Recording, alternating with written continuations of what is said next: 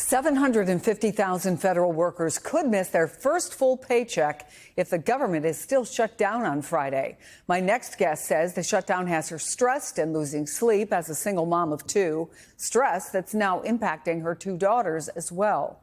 Joining me now, Stephanie Rogers, a furloughed microbiologist at the FDA. Stephanie, thanks for being with us. I know this is not an easy time for you, and we should note that you're speaking on your own behalf today.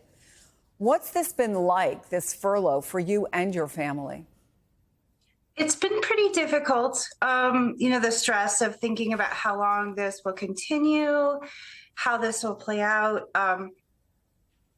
It's a lot on a single person, and especially a family. So we've been struggling a lot. And if I can ask, what kinds of conversations are you having with your daughters? They understand what's going on? To an extent, they do. I don't think they fully realize the impact of what will happen to our health care, what will happen to our benefits. I don't think they fully understand that, but they do understand that mommy is struggling right now. We don't get any extras. There's nothing else besides food, gas, and the necessities. And by the end of today, the shutdown will officially be the second longest in U.S. history. Are you making a long-term plan, figuring out what you'll do if it does become the longest in history and beyond? I thought I made a long-term plan. I had planned for a month. I had taken from my 401k. I've budgeted. But if it goes on beyond that, which it seems that it will, I'm not sure. I was denied unemployment on Saturday for a coding reason. So I thought I had plans, but I'm not sure that I do anymore. Well, what's the emotional level around the house? It's a little hard. We're trying very hard to keep it very normal, but mommy's struggling, and my children are doing amazing. They're still wonderful children, but I'm trying to keep it very even keel. But inside, I'm not sleeping. I'm struggling. I know that there's probably no use for the saying misery loves company. You have a lot of company, right? You're also, by the way, chapter president for the National Treasury Employees Union. So what are those conversations like? And are you fielding questions from fellow furloughed workers? Oh, of course. Every day I get emails. They start at 5 a.m. They go into the evening.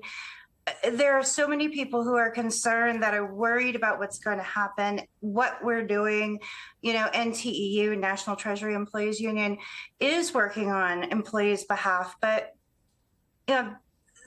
legally stuff takes time, and so we're trying. But yes, it's an everyday thing with questions from people who care about their jobs, who really want to go back to work, who really want to protect the things that Americans care about, our food safety, other things like Medicare systems. All of those things come into play. Yeah, talk about some of the things that won't get done and aren't getting done by you, by people you work with, that you would want the American people to know. Well, food safety is primary, I think, for what I do. While we have some inspectors who are still working, laboratories have cut staff. We're furloughed. So that affects how safe our food supplies are, how the testing occurs. There's also Medicare systems. There's also health care systems that are being affected. Along all of those lines, it's really the essential services that the Americans, that our citizens rely upon, that are completely affected by the lack of people there to do the job that we've been hired to do. And I've been on the job for 16 years. I'm an expert in what I do, and we're not able to do the things that we wanted to do, the things that we signed up for as a civil servant.